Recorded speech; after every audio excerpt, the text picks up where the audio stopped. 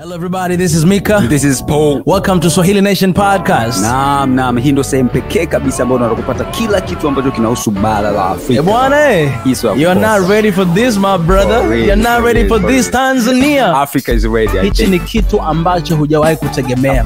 Kitu ambacho hakijawahi kutokea. East to Africa, West, North to South, hajawahi kutokea. Unajua bwana Paul, watu wamekuwa wanatutaka kwa muda sana kufanya hii session kwa Kiswahili. Sasa wa Tanzania wako wanalalamika sana. Tunatumia Kiingereza sana. Exactly. Now tunatumia lugha ya Kiswahili. Wakati umefika sasa. This is the time. You stay right there, don't go nowhere, don't right? Go nowhere. Huu ni wakati ambapo Afrika inakwenda kubadilisha. Kupitia vitu hivi, unajua? For real. Now we cannot do this without you guys. Hatuwezi kufanya vitu bila ninyi. Tunahitaji support yenu. Tu support kwa aina yote ile. Hata kama ni kusubscribe channel yetu, kulike, kushare huu ujumbe, kwa sababu tunahitaji kila mtu apate huu ujumbe. Welcome to Swahili Nation. Thank you so much. Out of here.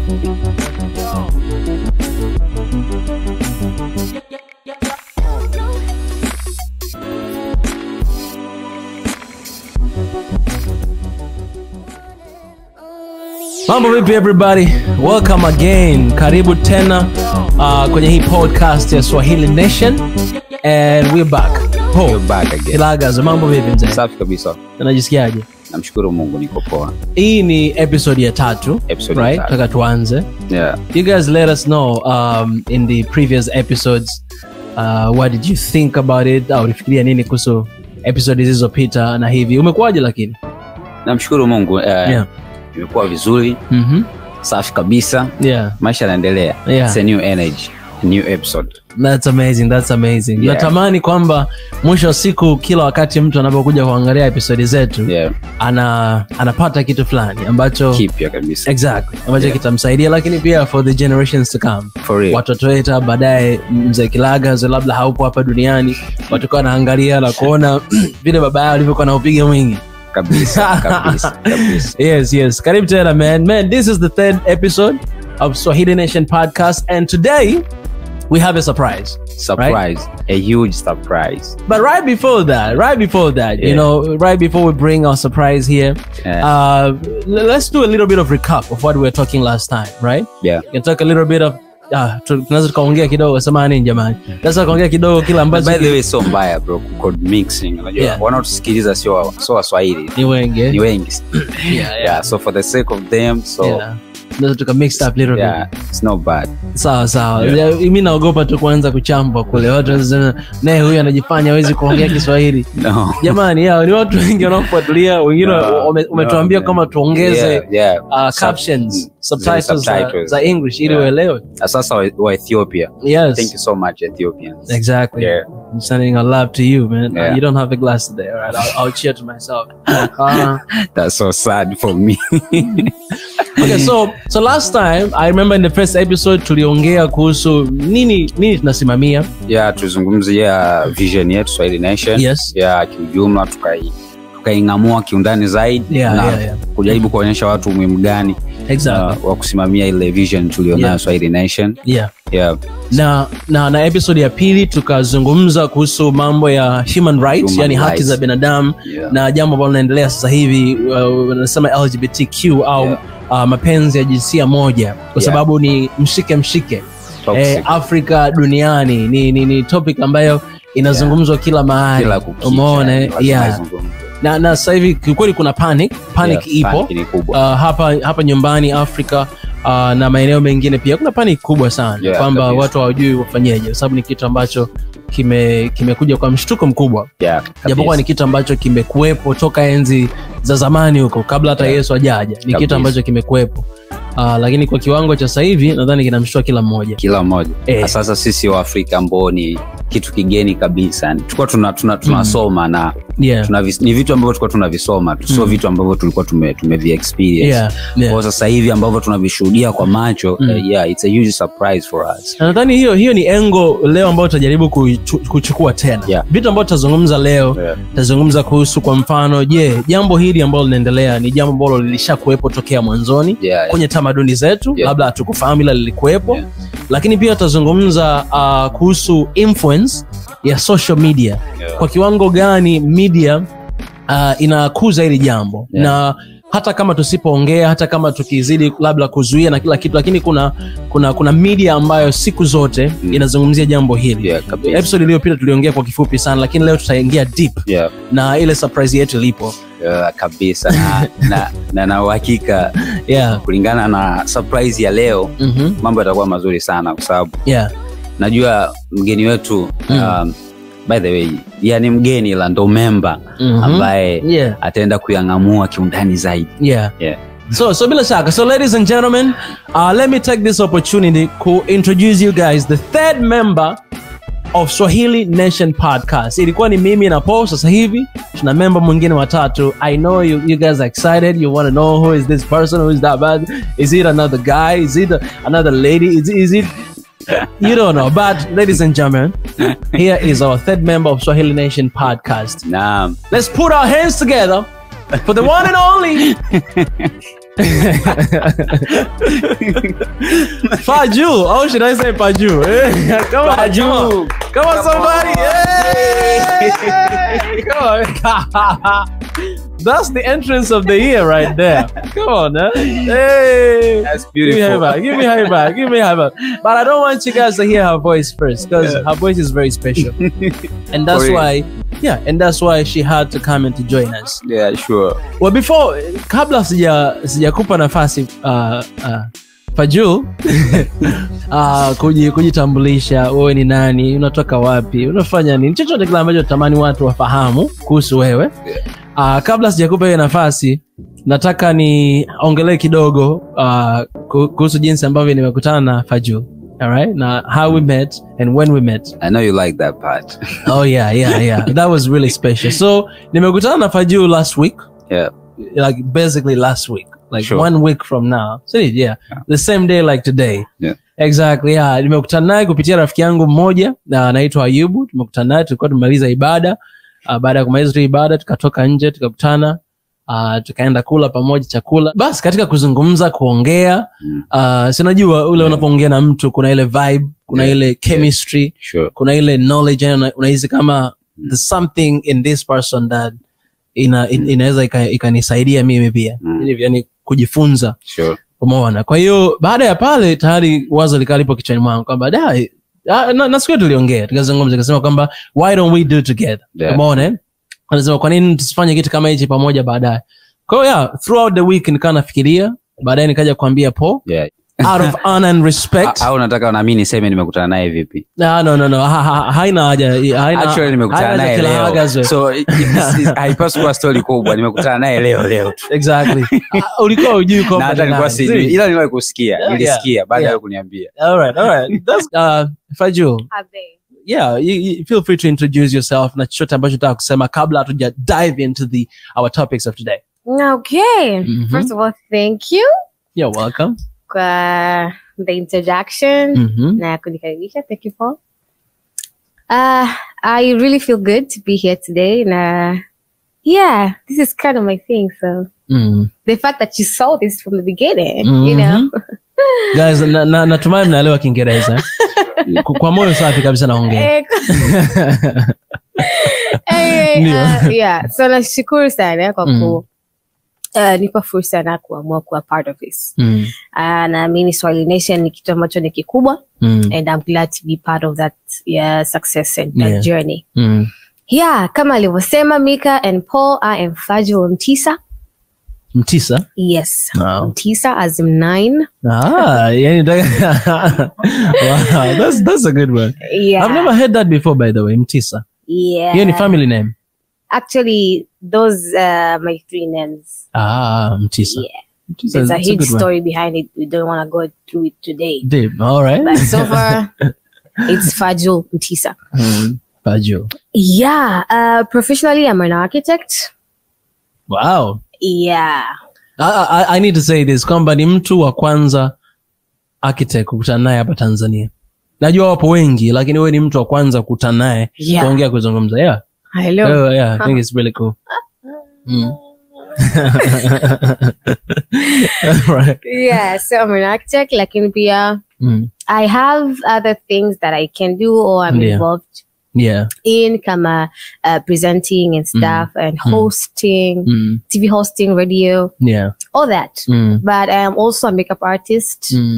I'm also a singer. Wow. Mika, if I start explaining myself right now, podcast itakuwa iko. Nadhani siku moja labda tutafanya podcast specifically for you. Kwa kweli. Yeah, for today tunayo heavy topic. Yeah. To talk about.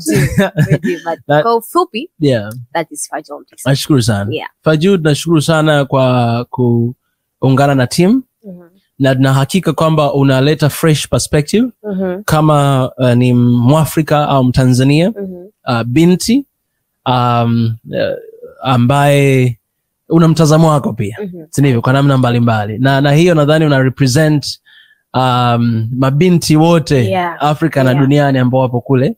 Kwa hiyo kuna kama ile balance iko hapa. Exactly, sauti na kila kitu. Kwa hiyo that's good. So I don't know, it's hard kuondoka katika introduction na kwenda kwenye topic moja. I know. moja kwa moja. Moja kwa moja. But nadhani umesikia introduction na kitu tulikuwa tunazungumza kwamba sasa hivi kitu kikubwa ambacho kinaendelea sana ni of course ni mapenzi ya jinsia moja. Kitu ambacho ni sensitive sana kusema ukweli. It is. Hata si kuongea na kama nilivyokuambia mara kwanza kama we're going to talk about this. Ukasema this is very sensitive topic. It is very sensitive. Na ni kweli na watu wana avoid to talk about this. Kwa sababu mbalimbali. Wengine wanataka kuongea kwa sababu wanahisi kama kuongea ni kulikuza. Wengine wanataka kuongea kwa sababu wanahisi kama kuongea wanaogopa. Sababu aliongelewi. Wengine yani it feels weird. Yani kwamba naongea yani what kind of this thing to talk about. Ila tuwezi kukataa kwamba hili ni issue ambayo tunayo tayari. Iko kwenye society yetu. Na inaendelea kwa upana sana. Kwa hiyo swali langu la kwanza ambalo nataka sisi tuliongelee kwamba unadhani hichi ni kitu ambacho kilishakuwepo kwenye society kwa muda mwingi? Kwa sababu sasa hivi najua wote tunaongelea katika engo ya hawa watu ambao wana push iingie huku kwetu na tutaiongelea hiyo, lakini unadhani hichi ni kitu ambacho kilikuwepo tokea zamani lakini tulikuwa tufahamu na au sasa hivi kinakuwa kikubwa au hakikuwepo kabisa sasa hivi ndio kinakuja kwa kasi yote? Hilo ni swali langu la kwanza ambalo nataka kujua kutoka kwenu mafikiriaji. Okay. Thank you for the question. And kwa kweli bwana anisaidie kujibu. Ipasavyo. Kama umesema mwanzoni pale, it's something that has always been there. Kwa sababu mapenzi ya jinsia moja ni kitu ambacho si cha kawaida. Right? Na ni kama vitu vingine vyote ambavyo si vya kawaida au tuseme havijazoeleka. Na ndio maana tunatumia nguvu sana kuifanya zoeleke kwa sababu ni kitu ambacho hakija zoeleka. Na kama kitu ambacho exactly. Na ni kama tu kama vitu vingine ambavyo havijazoeleka. Kama labda kuiba, kama ubakaji maybe and stuff. And it's like sasa hivi tuanze kusema ubakaji ni sahihi. You know how much strength we will use to kusema like this is something which is very okay. That's right. You know, it's the same thing. So I believe it has always been there. Lakini the fact kwamba sasa hivi inataka iwe kawaida, hilo jambo la kawaida. Ndio hapo tunaingia sasa kwenye kupishana na kuona namna ambavyo tunaliongeleaje hili swali. Kwa sababu at some point people come out with strong reasons why it should be that way. Lakini everyone's reason is valid. I'm not here to say kwamba kila mtu na sababu zake ni sio sawa au mimi niko sahihi wewe hauko sahihi na this is just a personal view. So I think ni kitu ambacho this is very sensitive. This is really sensitive. Okay. Let's hear from Paul. Let's hear from Paul first. Paul, what do you think? Kwa hilo swali. Nadhani kitu ambacho kipo lakini nimefurahi sana ulivyosema. Yaani kile ulichosema ni sawa kwa namna kubwa sana. Paul, what do you think? Kwa upande wangu kama alivyosema kwamba it's something which is very sensitive lakini imekuwa sensitive kwa sababu limekuwa la kidunia. Lakini ingekuwa ni kwamba ni la kitu, yani kwamba kama ni Tanzania wadili nao kwa upande wao fresh ilisingekuwa very sensitive kiasi hicho. Lakini kwa sababu kuna very influence ambao iko behind, kuna watu ambao wanalishinikiza hivi dunia nzima. That's why it's very sensitive. Lakini ingekuwa ni la kila sehemu moja kwamba wao wanajua wanadili nao kivipi. Kwa mfano kama sisi Tanzania tunajua kabisa utamaduni wetu tunafahamu, so sio kitu ambacho it's not our culture, so if it's not our culture then it's not a problem. So lakini imekuja kuwa the problem or very sensitive because kuna watu wanajaribu kulipush to make it as our own culture. So that's what I can say. Kikweli na mimi nimepata point moja hapo kwamba hichi ni kitu ambacho kilikuwepo tokea zamani. Sure. Lakini hakikuwa big deal kwa sababu in our culture, katika tamaduni zetu ni kitu ambacho hakikubaliki. Kwa hiyo yani kilikuwepo na kilikuwa kipo labda sirini au watu wengine walifahamu, lakini yani hakikuwa, yani haikuwa issue kwa sababu haikubaliki, watu wanajua kama this is wrong. Lakini imekuja kuwa very sensitive kwa sababu kuna watu wengine ambao wameinuka na kusema kwamba hii ni sahihi na hizi ni haki za binadamu na lazima muache watu waendelee kufanya hivyo. Kwa sasa kwa ndio kuna ile panic kwamba oh my god, huu ni mwisho wa dunia. Haya mambo yanatokea. Kumbe ni mambo ambayo yalishakuwepo tokea zamani. Lakini kuwepo tokea zamani haina maana kwamba ni mambo ambayo yanakubalika. Kwetu sisi kwenye tamaduni zetu nafahamu kwamba hayakubaliki. Kabisa. Unafahamu adhabu nyingi, kwa mfano za mtu akikamatwa labda umemlawiti, unafahamu ni miaka mingapi. Sio umembaka, unafahamu ni miaka mingapi. Na hivi vitu vingine ambavyo vinaendelea chini kwa chini. Kwa hiyo nadhani hilo ndio kitu kikubwa kwamba sisi tunafahamu, conscious yetu inatuambia kwamba hii si jambo sahihi. Lakini kuna mtu anakuja na anasema no, this is right. This is right. Waache watu hawa, kwanza unawapa hadi fedha kama wasaidia watu, waache waendelee na vitu vyao, ni sahihi, msiwaguse, msiwanane, mkifanya sisi tutawapa adhabu. Kuna consequences. Kwa sasa tupo sehemu ambapo hatujui tufanyaje. Yani kuna sehemu tupo ambapo watu wanajua, yani sisi kama watu nafahamu kwamba this, ila sasa kama Afrika tusemaje, au kama nchi tusemaje, kwa sababu tunajua consequences itakayokuja tukisimama na kusema. Umeona? Na hapo ndio tunaenda moja kwa moja kwenye jambo ambalo sisi tunazungumza kwamba naweza nikauliza hili swali katika hili. Kwa hiyo kwa hii system unayoiona, je, unadhani kwamba, na nitaanza na wewe FaJuL, unadhani kwamba hii mambo nayoona, unadhani kwamba sisi wa Afrika, je, tupo independent? Kwa sababu independent na ule uhuru ambao tulishaupata toka miaka 60 iliyopita kutoka kwa wakoloni.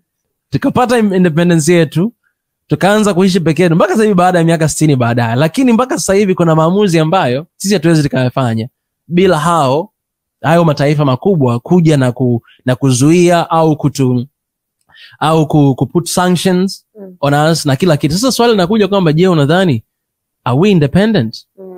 Je, ule uhuru ambao tunasema tuliopata ambao babu yetu Nyerere na Karume walitupa, je, tupo huru?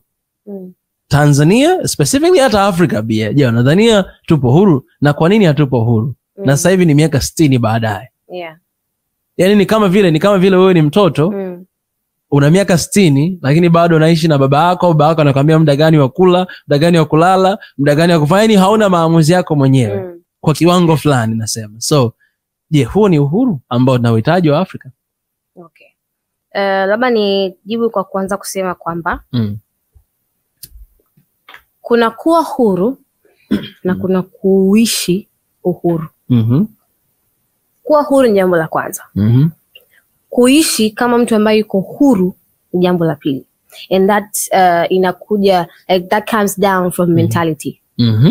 Nitoe mfano mmoja aliusikia kwa Joel na Nauka.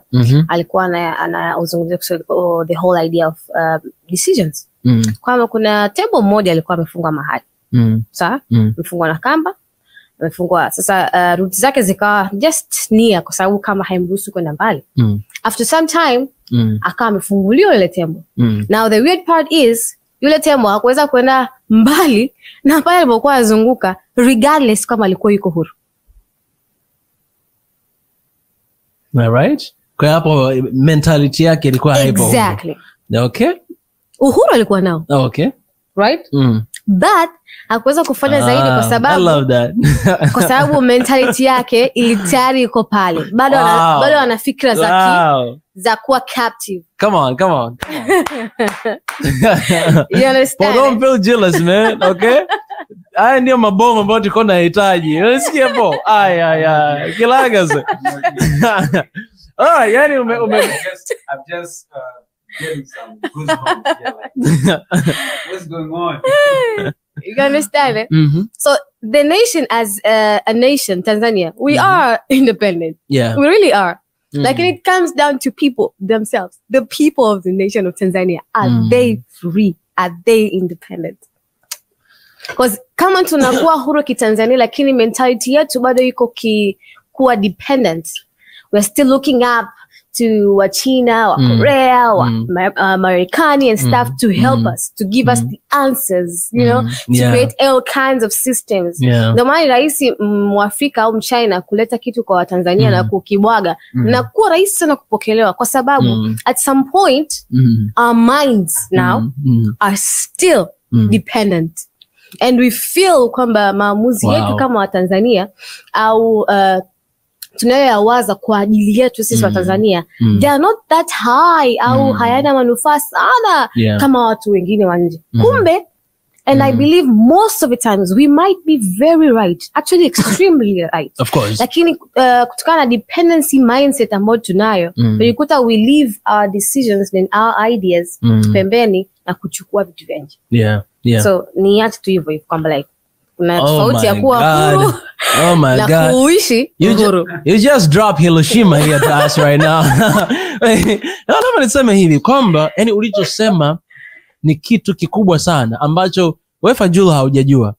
Unajua mission yetu, mission ya Swahili Nation One Africa, nasema SNOA ni to defend the image of Africa and to bring back all the heritage that were taken a long time ago by the colonizers, and then to decolonize the mind, the mind through authentic knowledge and to create a bridge for oneness and a peaceful Africa. Kwa Kiswahili nasema ni kulinda ile image, ile picha ya Afrika na kurudisha zile mali au zile heritage, nasemaje kwa Kiswahili? Vile vitu, vile ule utajiri ambao ulichukuliwa zamani na wakoloni walivyokuja, lakini pia to decolonize the mind, yani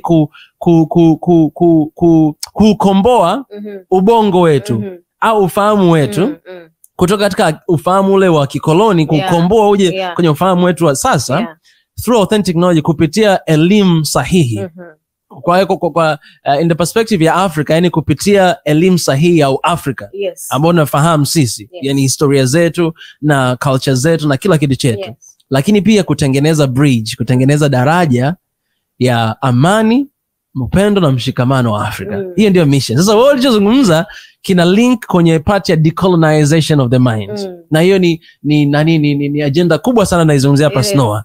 Tunasema reimagining Africa. Kwa hiyo umesema kitu kimoja kikubwa sana kwamba oh my goodness, yani I don't even want to repeat it kwa sababu sitaki nitoe ile gems uliyotoa, lakini naungana na wewe mkono wa 100% kwamba swali langu lilikuwaje?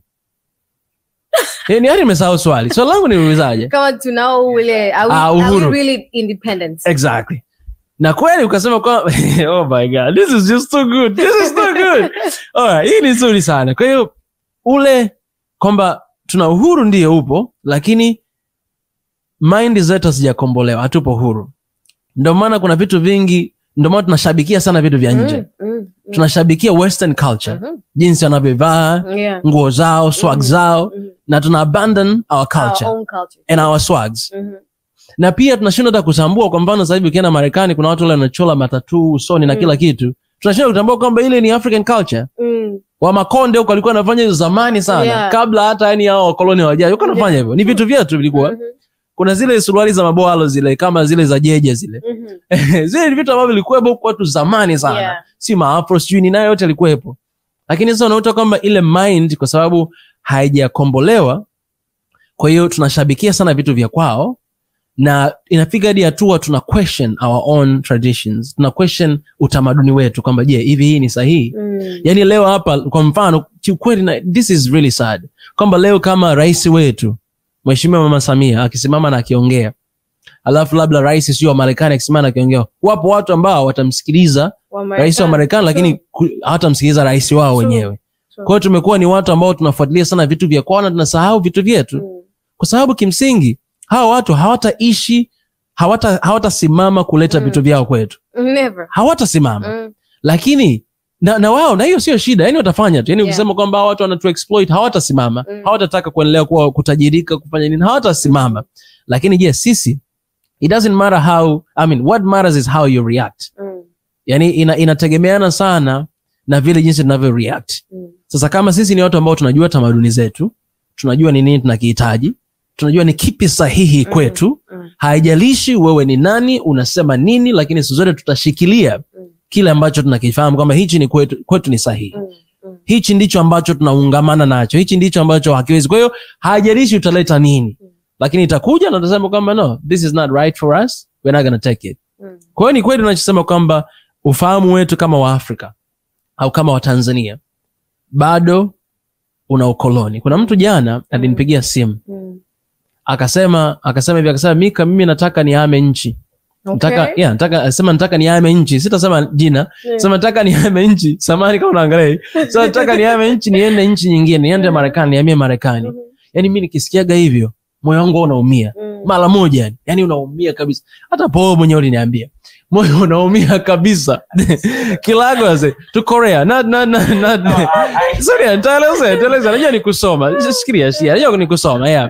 My brother. Niache nimaliza kwanza point yangu. Umeona?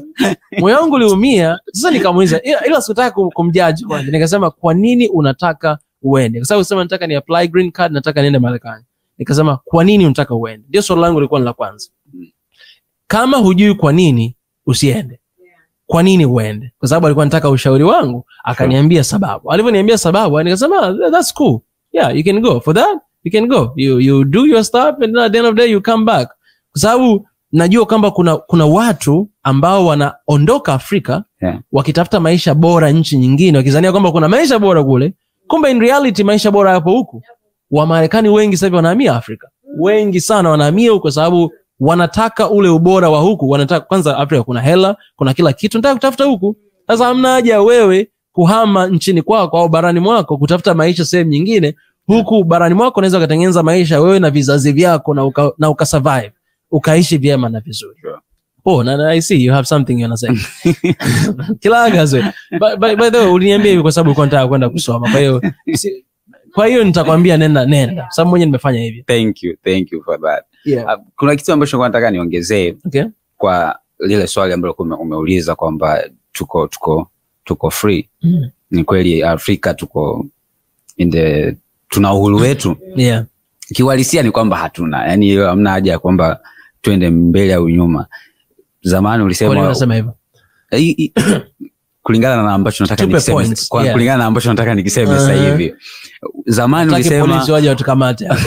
Nasema yani wazee wetu wamepigania uhuru. Alafu unasema hatuna uhuru. Mimi sitaki matatizo. Aisha tutasema tulipata uhuru kulingana na tulichokuwa tunakipigania. Kwa sababu by that time watu walikuja kutucontrol wakiwa hapa nyumbani, wakiwa na bunduki zao, lakini tukaanza kutafuta sasa uhuru wa kuwaondoa wao na bunduki zao, na tulifanikiwa, waliondoka. Lakini after there wakaja na system nyingine ambayo mpaka sasa hivi ndo inayonifanya kusema kwamba hatuko huru. Kulingana na kila system ambayo tuliopo sasa hivi, kielimu system yetu hatuko huru. Kiuchumi hatuko huru, kisiasa hata kijamii.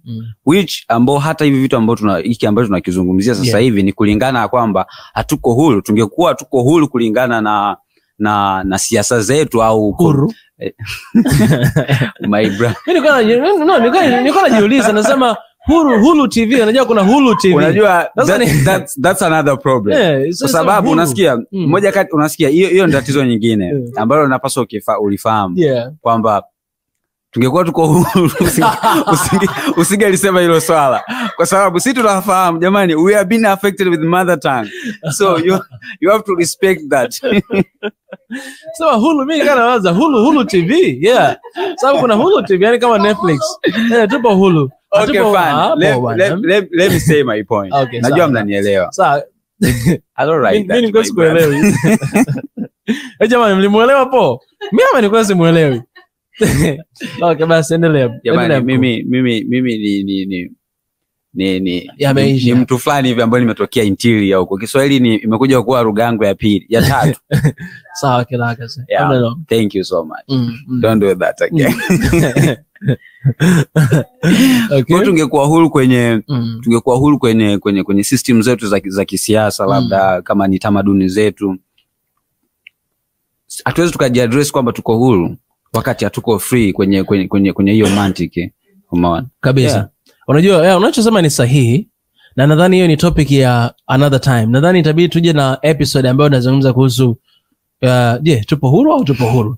Tuende deep kwa katika hilo. Lakini mimi nataka turudi back kwenye system ambayo tuko nazungumza, na nitaanza na FaJuL right here. Now you guys also please andika comments down there, mtuambie unafikiriaje.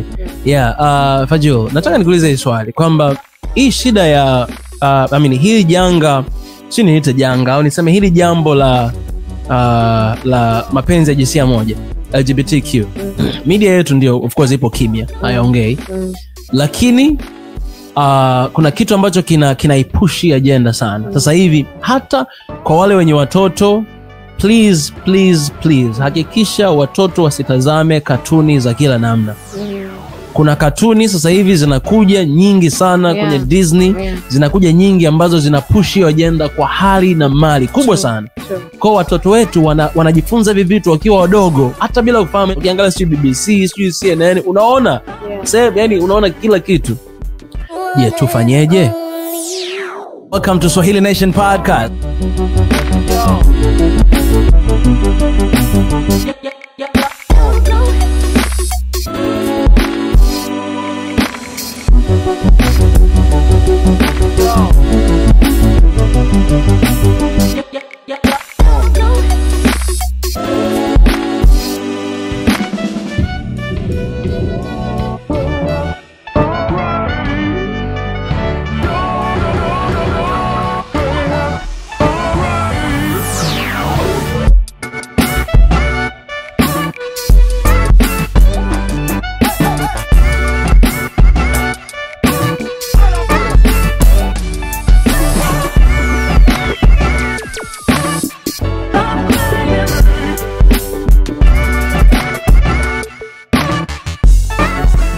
Out of here.